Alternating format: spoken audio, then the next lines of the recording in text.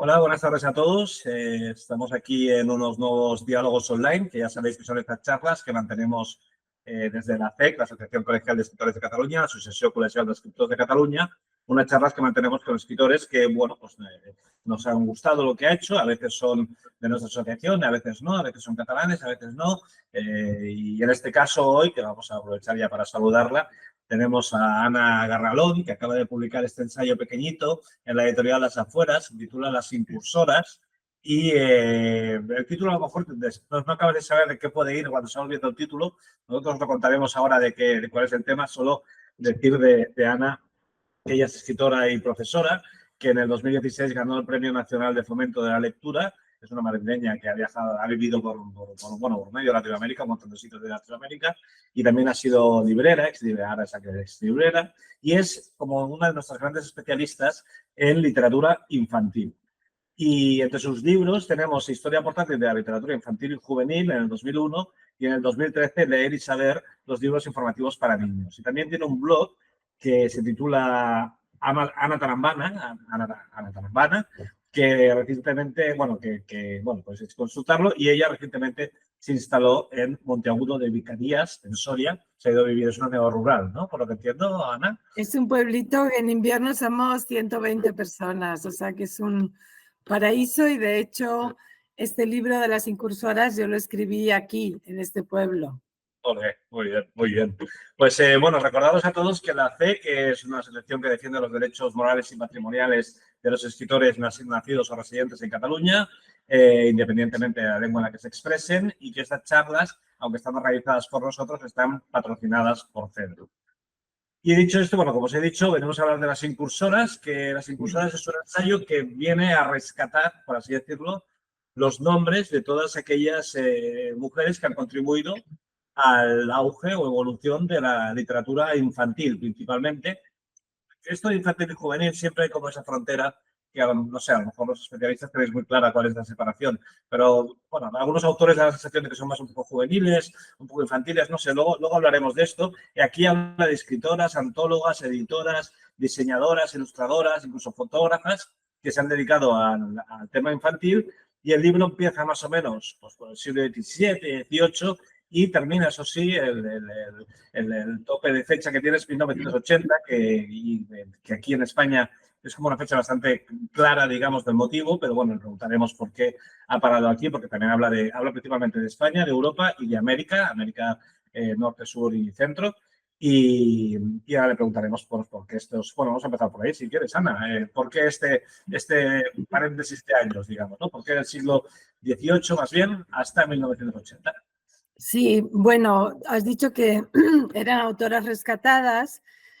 Yo creo que más bien el ensayo es un intento como de demostrar todo el trabajo de muchas escritoras, de muchas autoras y promotoras y mujeres que han estado al lado de la literatura infantil, interviniendo de una manera muy activa. O sea, muchas son muy conocidas, es decir, no todas son rescatadas, pero sí que hay bastantes que se conocen muy bien en España. El rango de fechas, bueno, yo empiezo con las narradoras orales, que es un poco un tiempo indeterminado, y sí que termino en los años 80, un poco generosamente, porque, bueno, a partir de finales de los 80 es cuando en España empieza, bueno, en España y en muchos lugares hay como un gran boom de la literatura infantil. Entonces, a mí ya se me escapaba todo, o sea, ya realmente esa es una colección de ensayos chiquitos, yo le tripliqué las páginas al editor, y la verdad es que, bueno, me venía bien poner un límite porque hay muchas autoras del siglo XX que han sido muy prolíficas, que han escrito mucho. De hecho, has visto que hay autoras que se citan en un capítulo y en otro porque han hecho series, han hecho realismo, han hecho costumbrismo. Entonces, bueno, era como una fecha para mí de decir, bueno, hasta aquí hay un corpus suficiente, y bueno, a partir de ahí ya que venga otra persona y que dé continuidad. Lo que sí que dices en el libro lo explicas que, bueno, que un poco el libro también nace de una queja que percibes en redes sociales, y supongo que tú a lo largo de tu carrera, de que hay falta de mujeres en la historia de la literatura infantil. Y tú, de alguna forma, pretendes demostrar que no hay falta, que sí que hay bastantes mujeres, pero igualmente supongo que también, como pones algunos ejemplos también, como en el de Camerón, por ejemplo, que explicas que de los 10 jóvenes que hablan, 7 son mujeres, o también hablas de que se le quita, digamos, la parte feminista de su discurso, la parte reivindicativa, se le va quitando a la vez de las traducciones. Entonces da un poco la sensación de tu ensayo de que hay muchas mujeres, pero por otro lado da también la sensación de que no tenemos conciencia de esa cantidad de mujeres, ¿no? Es como una paradoja. Sí, sí, es curioso porque, como bien dices, o sea, siempre había, bueno, y más en los últimos tiempos, ¿no? Con los estudios feministas y mucha gente como que empieza en la literatura infantil y dice, bueno, es que no hay muchas mujeres y la verdad, yo voy a congresos, 99% somos mujeres, en todos los ámbitos de la literatura infantil hay mujeres y con una presencia bastante fuerte además, o sea, hay bibliotecarias, hay maestras, hay editoras, hay escritoras, hay un montón. Y yo cada vez que aparecía como esa queja, yo me hacía como mi lista y decía, no, no, pero está esa tal cual, la otra, la de más allá.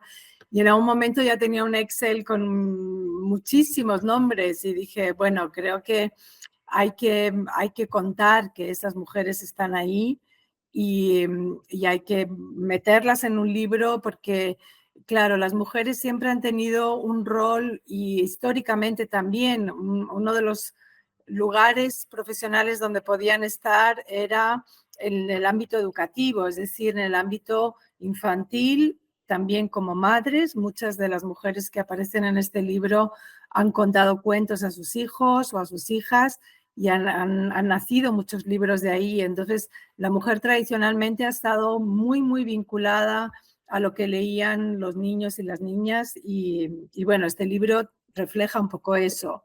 Yo no he querido quedarme en el ámbito educativo, es decir, hay muchas mujeres que se ocuparon también de la pedagogía, de una educación más o menos convencional, pero a mí me han interesado mucho mujeres que han abierto nuevos senderos, ¿no? Por eso también, bueno, es el título, ¿no? Que es una cosa así como eh, alguien que entra en un terreno nuevo, que está en un terreno diferente. Entonces me interesaban mucho esos perfiles de mujeres que a pesar de que la educación pedía unas cosas, ellas hacían otras. Y creo que prácticamente todas las que de las que yo hablo son mujeres que han roto un poco con, o bien con la tradición, o han roto con estereotipos del momento para brindar otro tipo de libros. Me ha gustado mucho el arranque del libro, que empiezas, bueno, explicando algo bueno, que a mí me ha dejado boquiabierto, que es que todos nos han vendido esa imagen de los hermanos Grimm, digamos, cogiendo la mochila y el petate y lanzándose a recorrer los pueblos para compilar todas esas historias tradicionales que luego nos han legado a nosotros, y resulta que eran dos vagos de campeonato que hacían que las informantes, como se llaman, Sí. fueran a su casa, y que ellos lo único que hacían era estar en casa robando las historias de esas mujeres a quienes les pagaban 4 duros para que campesinas, que les contaran las historias pues que se decían en el pueblo, digamos, ¿no? Cuéntanos un poco esto de los hermanos Grimm, porque la verdad es que es un chasco tremendo. Bueno, no es que fueran unos vagos, que hicieron también su trabajo y lo hicieron muy bien. Lo que pasa es que, bueno, en los años 80, a finales de los 80, aparecen en Alemania mucho material primario de los hermanos Grimm con sus anotaciones y entonces hay un investigador en Alemania que se pone a mirar todas estas notas. Y ahí es cuando dice, bueno, no, no fueron por los bosques, tenían estas mujeres que regularmente eran informantes. De hecho, ahí se ven muchas tensiones. La primera edición que publican los hermanos Grimm, después la modifican porque hay muchos cuentos que son como que tienen influencia francesa. Y los alemanes en ese momento querían construir su nación, su identidad, su propia imagen, y una parte importante todavía hoy de crear una imagen de nación es a partir de estos relatos orales. Entonces, bueno, se descubre que ellos tienen un montón de mujeres que les informan. La hija de un maestro, una vecina, la hija de las farmacéuticas, y lo que sí ellos hacen es traspasar esa literatura que es oral, que incluye dichos, palabras malsonantes, una gramática incorrecta, y ellos reescriben toda esa tradición y la convierten en la selección de cuentos que se leen todavía hoy. Entonces, bueno, fue muy... No, ¿Perdón? dime, perdón. Sí, no, que simplemente creo que en ese capítulo se muestra que quienes han tenido el acervo de los cuentos, de las historias, han sido las mujeres, porque las mujeres tradicionalmente eran las que contaban, y luego estaban los hombres que recopilaban y lo ponían en formato de libro. Claro, también hablas de las criadas como en realidad las grandes transmisoras de cuentos, porque las criadas les contaban a los hijos de los señoritos, digamos, les contaban los cuentos que ellas, supongo, sabían, pues por pertenecer al pueblo. Claro, en el caso de Pegol es también lo mismo. O sea, Pegol tiene una selección que dice que se la ha contado su hijo, que son cuentos que le contaba su hijo, y su hijo, claro, tenía una criada, y bueno, de hecho Pegol dice los cuentos de mamá Oca, o sea, que siempre hay una mujer detrás de estas historias. Claro. Y también el origen de los cuentos de hadas también, bueno, me sorprende bastante. De golpe descubrimos que los cuentos de hadas se los inventan un grupo grupos de mujeres de la nobleza que básicamente para huir del tedio absoluto que impera en la Francia del siglo XVIII, pongamos, que debería ser por ahí, ¿no? Supongo, deciden inventarse mundos paralelos, ¿no? Digamos, ¿es así el origen de los cuentos de hadas? Sí. O sea, hay un ensayo de Cavalieri que lo cuenta muy bien y es muy entretenido. Y ella cuenta esos salones de mujeres, ¿no? Los famosos salones de mujeres ricas de la aristocracia, que se juntaban y creaban su propia dinámica. O sea, ellas decían, vale, nos hemos casado por obligación, vivimos así porque la sociedad, pero luego nos juntamos en el salón y hacemos lo que nos da la gana. Entonces, ellas escribían ese tipo de cuentos y fue una moda monumental, la moda de los cuentos de hadas. O sea, todos los niños de la época que luego fueron escritores leían esos cuentos. Incluso hay escritores que en sus memorias dicen, bueno, mi cuento favorito era este, que era de una recopilación. Entonces, bueno, crean un auténtico furor por los cuentos de hadas y bueno, no todos son... Hoy en día se pueden leer porque son muy recargados, muy barrocos, muy, muy engalanados, ¿no? Pero de ahí de repente quedan algunos, ¿no? La Bella y la Bestia, quedan algunos que sobresalen por algún motivo y por su simpleza, quizás por su depuración. Y bueno, ellas son las que lo crean y de hecho lo exportan a Inglaterra, que era como el país que tenía más cerca, y ahí se retoma. Eso es muy interesante siempre ver en la historia de la literatura, ¿no? Cómo se mueve la literatura en las sociedades, ¿no? Entonces, lo que los hermanos Grimm hacían con los cuentos de Adam, que eran los cuentos muy populares, en Francia de repente ya habían pasado de esa fase de cuentos populares y ya están inventándose esos cuentos con las hadas y con la magia, etcétera, etcétera. Porque luego también hablas de una adafobia, digamos que esta palabra también me ha gustado mucho, la adafobia. Rousseau mismo recomendó que los cuentos debían ser proscritos totalmente, que no debían leerse, y alguna otra autora de la época, alguna otra pedagoga de la época, dijo también que era muy peligroso que a los niños les metieran ese tipo de ideas en la cabeza, digamos. No sé si esa adafobia ha triunfado, porque ahora no sé si los cuentos de hadas, cuál es la situación de ellos ahora mismo, digamos, ¿no? Bueno, claro, lo que comentas de Rousseau y de estas pedagogas es la vieja pelea entre la pedagogía y la fantasía, ¿no? Para la pedagogía, la fantasía es un desastre porque considera que el niño es un poco salvaje y que está siempre con sus juegos, su imaginación, y lo que hay que hacer es como ponerlo en la sociedad, en su vereda, ¿no? Y bueno, pues es como la vieja disputa que todavía hoy existe, o sea, hay muchos cuentos de hadas que se han reescrito, se han retocado, se han adaptado, los lobos ya son vegetarianos, entonces, bueno, ahora estamos en esta situación un poco desastrosa, yo diría, porque hay muy pocos niños y niñas que tienen acceso a estos cuentos originales, que tienen una belleza.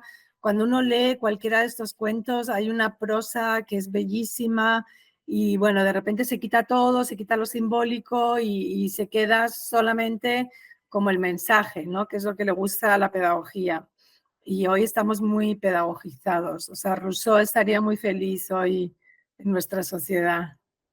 Claro, porque mira, saltando un poco el tema, pero hay un momento en el que hablando de la situación en España, hablas de las censoras, ¿no? Del Gabinete de Lectura de Santa Teresa de Jesús, creado en 1942, que en el que básicamente se dedican a censurar los cuentos para que se ajusten bueno, a la ideología nacional católica de la época, digamos, ¿no?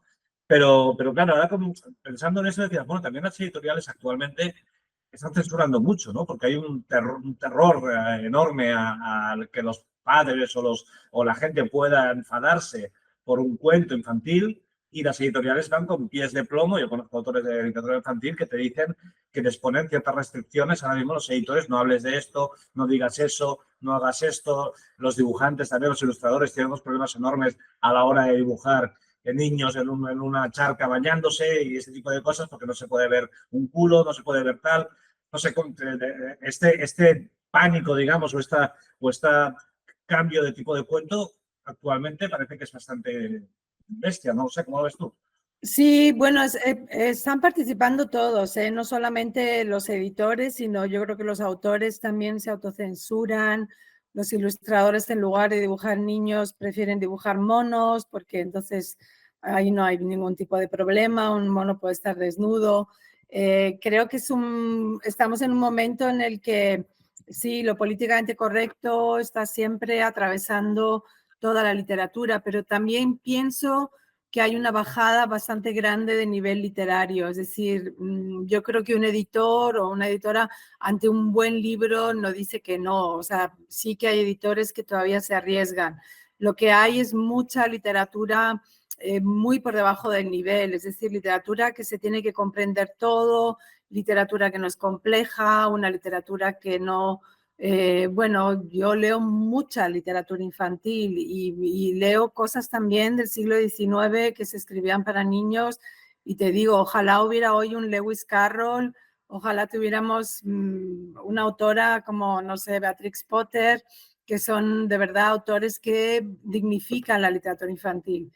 A mí me parece que hoy faltan autores con buenas lecturas de literatura infantil y con una ambición literaria, es decir, se escribe mucho porque se tiene que publicar mucho, pero se van a fórmulas un poco estereotipadas. Entonces, claro, si tú tienes un libro que no es literariamente profundo y de repente sale caca, culo, pis, pues el editor dice, bueno, pero esto no tiene mucho sentido, ¿no? O sea, también hay que ver como cada ejemplo, a ver qué pasa, ¿no? Porque a veces se ponen cosas un poco para provocar, pero no se dan de verdad auténticos manuscritos que sean literarios, que uno diga, wow, aquí hay mucha cosa, ¿no? Y no, o sea, por lo general es una literatura bastante plana, con un mensaje muy reconocible y yo creo que eso es lo que está pasando hoy en día. Yo tengo un club de lectura por correspondencia que lo hacemos desde mi plataforma de Ana Tarambana y ahora, por ejemplo, estamos leyendo autores estamos preguntándonos por el futuro del pasado, ¿no? ¿Dónde ha quedado ese pasado? Y, por ejemplo, hemos leído un libro de un autor británico que es Josh MacDonald, que el libro es La princesa ligera, que es una reescritura de La Bella Durmiente y es un libro impresionante. Y yo digo, bueno, hoy en día no encuentras un libro así. Nadie está escribiendo ese tipo de libros, ¿no? Se escriben otras cosas, se escribe para buscar un público que pide determinadas cosas. O sea que yo creo que es un problema un poco general, no es solamente de las editoriales. De hecho, hay un momento en tu libro de que hablas de las autoras, digamos, de literatura para adultos, por llamarlo para adultos, no X, pero sí, no para niños, digamos. Y dices, hay una frase que dices que ha habido muchas escritoras de adultos que han probado la literatura infantil y juvenil y que además, incides, no bajaron el nivel al hacerlo, porque se tomaban la literatura infantil y juvenil en serio. Y es como que al decir eso, estás como diciendo lo normal es que un autor de literatura de adultos, al hacer infantil, lo haga como más abuela pluma, digamos, ¿no? Sí, claro, ese capítulo que es Mujeres que probaron, lo titulé así, ¿no? Que algunas ni lo probaron, por ejemplo, Leonora Carrington, la mexicana, pues no es que lo probara, es que les contaba a sus hijos unos cuentos muy delirantes, donde mezclaba cosas del surrealismo con toda la parte mexicana, así como más heavy y más insólita, y se los contó a sus hijos, los ilustró, los guardó en un cajón, luego un día llegó Alejandro Jodorowsky, se los regaló, Jodorowsky se los llevó a París, porque eran como eran manuscrito. Y cuando Leonora Carrington murió, Jodorowsky regresó a México y le llevó a uno de sus hijos, le llevó ese manuscrito y le dijo, esto creo que os pertenece. Y entonces se lo entregó y los hijos lo publicaron, o sea que ni siquiera estaban pensando en publicar los libros, ¿no? Algún caso como Margaret Atwood, ¿no? Que hizo un libro infantil que todavía es muy simpático de leer, ella lo ilustró incluso, son como experimentos donde no hay, ¿cómo decirte? No hay lo que hay ahora, que es como la profesionalización de la escritura. Yo lo que veo ahora es que la gente quiere vivir de lo que escribe, entonces se meten mucho en el mercado. Estas mujeres que probaron eran divertimentos, ¿no? Y en ese sentido estaban muy relacionados con su literatura, con lo que escribían, con lo que leían, con lo que vivían. Y bueno, pues son libros donde se nota eso, ¿no? Viniendo para España, bueno, hablas de los albores del siglo XX, que ya indicas que los cuentos en aquella época eran sobre todo didácticos y religiosos. Y claro, nosotros tendemos a pensar que fue el franquismo lo que hizo que los cuentos españoles, digamos, los escritores españoles cogieran una vía religiosa y didáctica. Pero tú nos estás diciendo que antes del franquismo ya estaba pasando esto.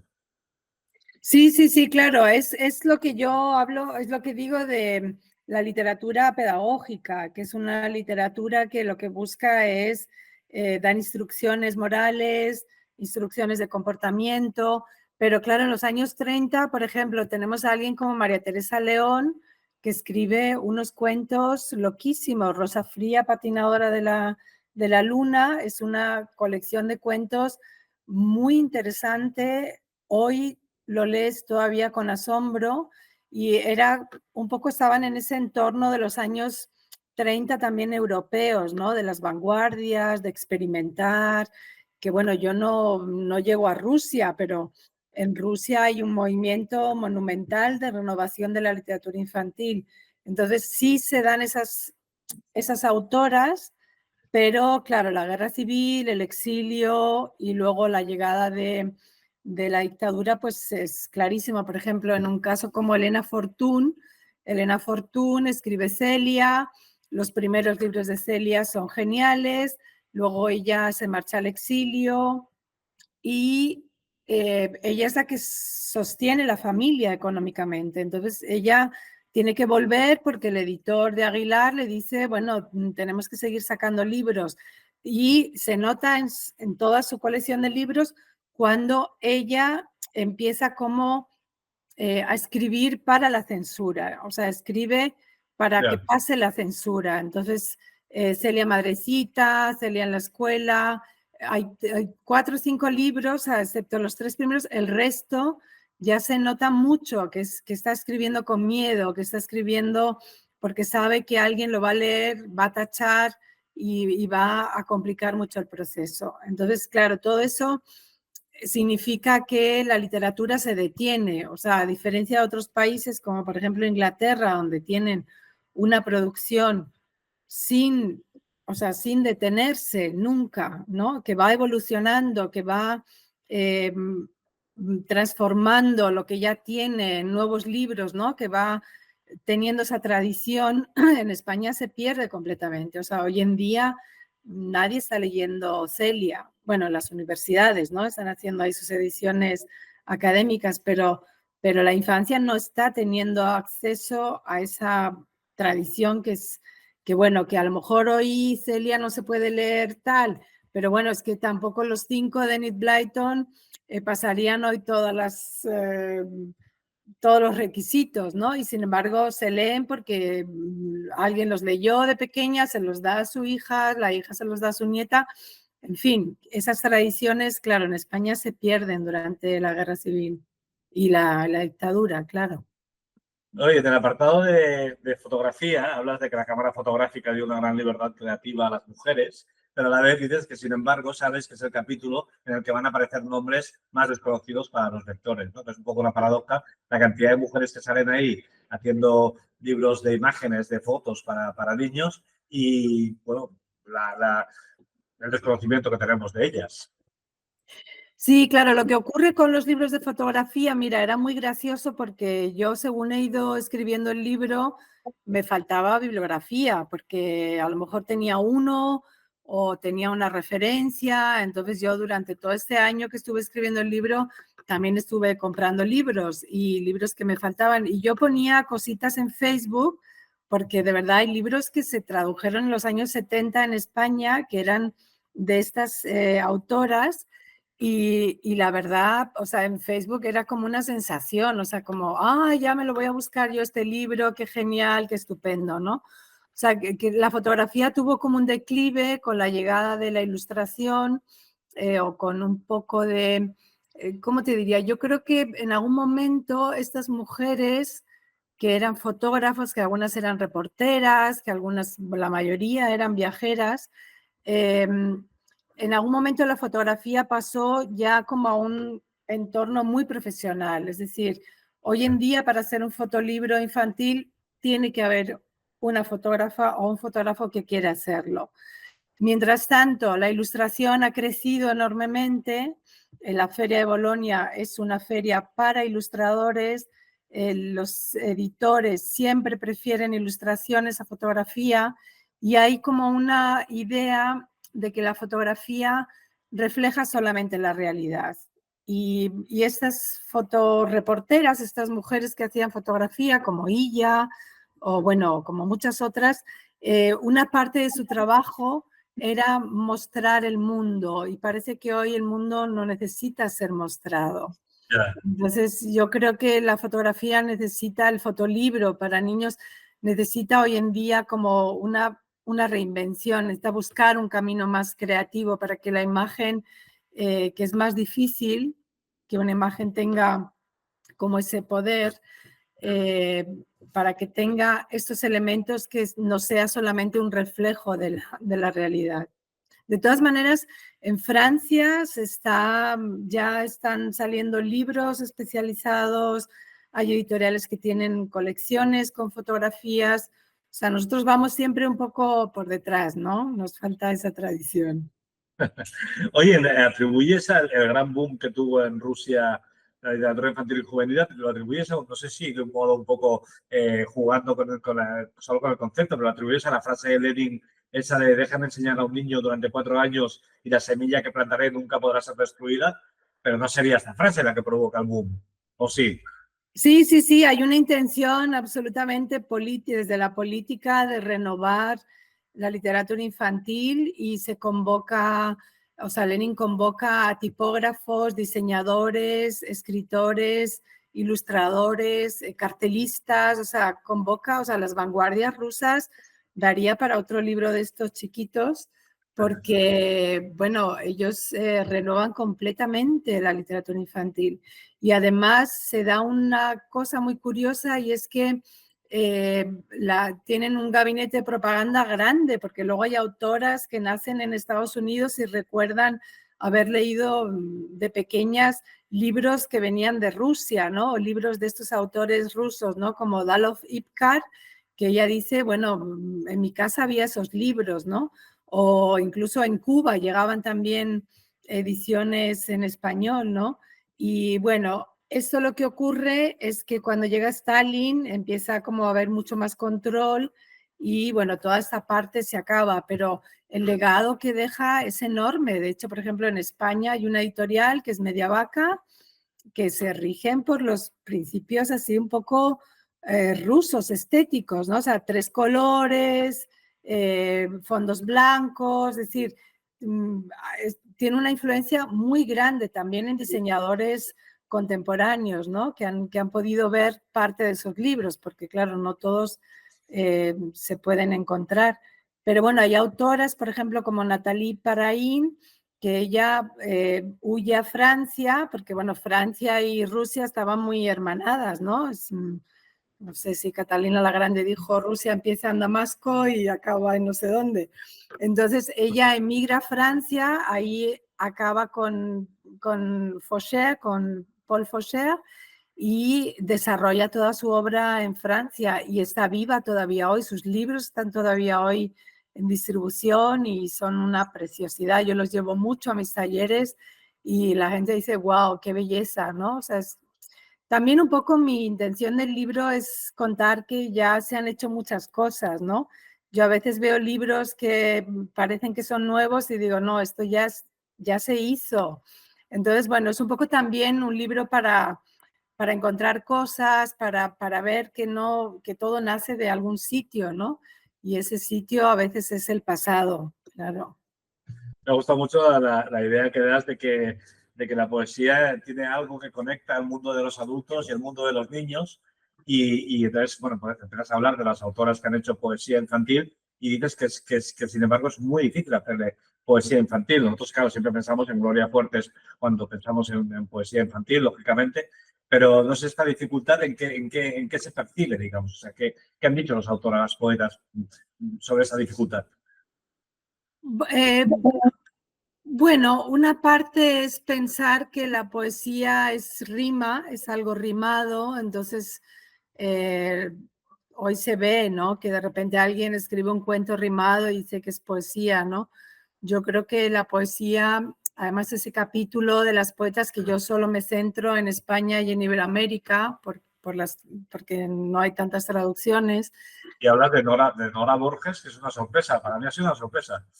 Sí, ella hizo una antología, claro, una antología para niños y jóvenes. Claro, yo creo que la dificultad de la poesía infantil está en crear imágenes, jugar con el lenguaje para llevarlo como a un límite inimaginable, ¿no? O sea, ese capítulo se titula Soñaba la almendra, o sea, ya es como un comienzo de fantasía, ¿no? Las almendras no sueñan, ¿no? Pero cómo se ha construido ese poema es precioso porque efectivamente te lleva como a un imaginario infantil donde todo puede ocurrir y donde se te quedan como resonando palabras que no siempre entiendes, pero que están ahí, ¿no? Entonces hay un ritmo, hay ese juego con las palabras y eso es muy, muy difícil de conseguir. ¿Y por qué dejan de leer los jóvenes? Es lo típico que se dice que a partir de los 13, 14 años, ¿no? Si no me equivoco, hay una caída espectacular en el nivel de lectura. Mucho antes, a los 9. O sea, Bueno, ya las bueno, últimas estadísticas hablan de los 9 años. Y bueno, una parte de esto tenemos la culpa las mujeres, digo. vaya, Sí, vaya. porque bueno, a ver, lo que ocurre es que eso lo dicen las estadísticas, ¿no? A las mujeres nos gusta la ficción y las mujeres tenemos un rol muy importante en la mediación. Normalmente son bibliotecarias, maestras, la mamá que lee en casa, y ellas siempre recomiendan ficción. Entonces, yo creo que esta caída de los 9 años es porque hay algo que falla en esas recomendaciones. También la caída es mayor en los niños que en las niñas, porque las niñas están más apegadas a la ficción y a los niños les interesa más la no ficción. Y cuando están rodeados de mujeres que les dicen hay que leer novela, pues dicen, bueno, a mí me gustan los dinosaurios y le dicen, pues eso no es leer. Entonces empiezan como a dar pasos atrás, ¿no? Dicen, vale, pues si esto no es leer, pues entonces no me gusta leer, ¿no? Y bueno, ahí yo creo que estamos en un momento complicado porque antiguamente sí se decía que los adolescentes dejaban de leer, pero siempre era, bueno, si han leído, luego regresan. Pero ahora mismo la franja son 9 años, que es una edad muy preocupante porque hay mucha atención en la primera infancia, hay mucha atención en primaria también, y luego es como que hay muchos factores, ¿no? Por ejemplo, con 9 años ya les dejan de leer en voz alta, que es una experiencia preciosa en la familia, ¿no? Que te lean en voz alta. Entonces es como, bueno, como ya tiene 9 años y puede leer solo o sola, pues ya lo dejamos, ¿no? Entonces hay como muchos factores que inciden como en este paso atrás, incluidas las lecturas escolares de los planes lectores, que son horribles, o sea, son libros que no tienen ninguna chicha, o sea, y luego tienen que hacer fichas y trabajos, entonces la lectura se asocia como algo que no es trascendente y luego encima hay que trabajar para ver si lo hemos entendido todo, entonces, bueno, falta como esa lectura de verdad, de placer, de encontrar libros que a ti te puedan interesar, también un poco de borrar fronteras, o sea, está la literatura muy compartimentada, de 6 a 8, de 8 a 10, o sea, yo voy a encuentros y pregunto, bueno, ¿qué leen en tu clase los niños de 12 años? Bueno, pues estamos con un cómic y que está muy bien, ¿no? Pero yo digo, bueno, 12 años ya se puede leer a Kafka, ¿no? Y bueno, es como que Kafka, o sea, bueno, no sé, con 14 años Mario Muchnik leyó Guerra y Paz. Entonces, bueno, ¿quién lee hoy Guerra y Paz? Ni con 14 ni con 40, ¿no? Sí, sí. Pero bueno, oye, es la primera vez que oigo a alguien que no culpa, digamos, a la juerga, digamos, a la llegada de la edad, porque siempre se decía, los adolescentes cuando empiezan la juerga se olvidan de los libros y que tampoco culpa al móvil. O sea, me parece extraordinario, digamos, que no culpes a los propios niños. Es la primera vez que veo a alguien que no culpa a los propios niños, digamos, y bueno, creo que es un gran paso. Sí, bueno, es que son muchos factores, ¿eh? De hecho, la gente está como investigando a ver qué está pasando ahí, porque no puede ser, o sea, antes había la televisión y antes estaba el parque y siempre ha habido distracciones, ¿no? Pero yo creo que son muchos factores, ¿no? Desde los escolares, los familiares, los sociales también, que inciden. O sea, tú vas en el metro en Madrid, no ves a nadie con un libro. Entonces, sabes, de repente la lectura es algo súper privado que uno hace en su casa, que si estás cenando, no hablas en familia, no hablas de ese libro que estás leyendo. Entonces, son muchísimos factores, ¿no? Los que influyen. Bueno, Ana, yo creo que bueno, te he robado mucho tiempo ya. Apenas hemos probado una cucharadita de este libro. Insistimos, es un libro muy interesante, aun cuando incluso nos pueda no interesaros la literatura infantil por el motivo que sea. Se lee como una historia del mundo en realidad desde otro punto de vista, ¿no? Desde el punto de vista de lo que hemos dado de comer a nuestros hijos, por así decirlo, a lo largo de los años, ¿no? Entonces, bueno, recomendamos a la gente de las incursoras, de las afueras, y a Ana, te damos las gracias por haber estado con nosotros este ratito y, ¿no? Y esperamos el siguiente libro. Muchísimas gracias, Álvaro, a vosotros. Gracias a ti. Gracias. Hasta luego. Adiós.